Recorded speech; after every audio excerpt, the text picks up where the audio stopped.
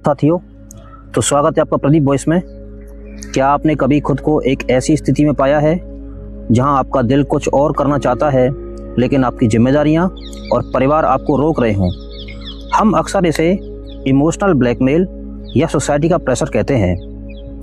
लेकिन आज से 1200 साल पहले एक 8 साल के बालक ने इस उलझन को सुलझाने के लिए एक ऐसी रणनीति अपनाई जो इतिहास में मगरमच्छ वाले हमले के नाम से मशहूर हुई।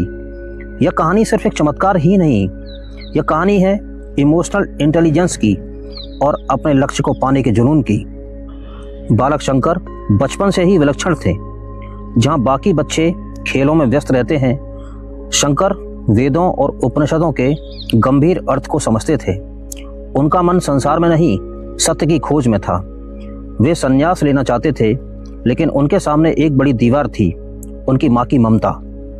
आर्यम्बा अपने इकलौते पुत्र को खोना नहीं चाहती थी।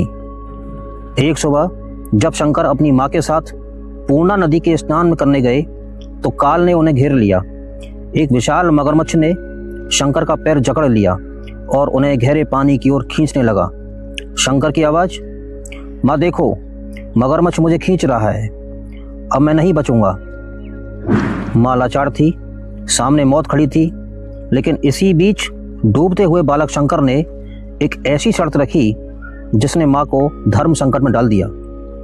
बालक शंकर ने चिल्लाकर कहा, माँ अब तो मैं मर ही रहा हूँ, लेकिन मेरी एक अंतिम इच्छा पूरी कर दो। मुझे आपात संन्यास लेने की अनुमति दे दो।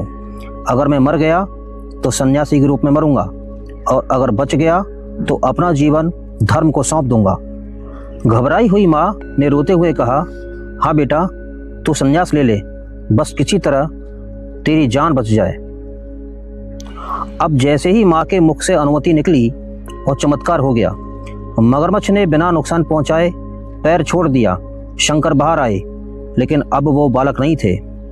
शंकर की आवाज, माँ अब मैं सन्यासी हूँ, आपने अनुमति दे दी है, अब मुझे जाना होगा।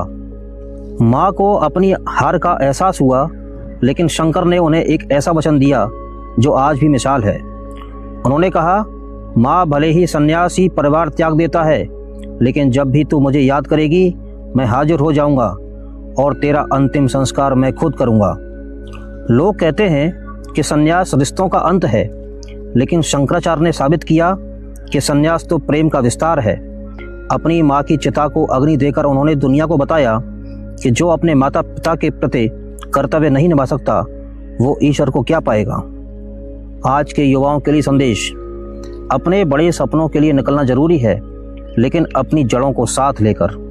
क्या आपके पास भी कोई ऐसा सपना है जिसके लिए आप दुनिया से लड़ने का साहस रखते हैं? सोचिएगा जरूर। धन्यवाद।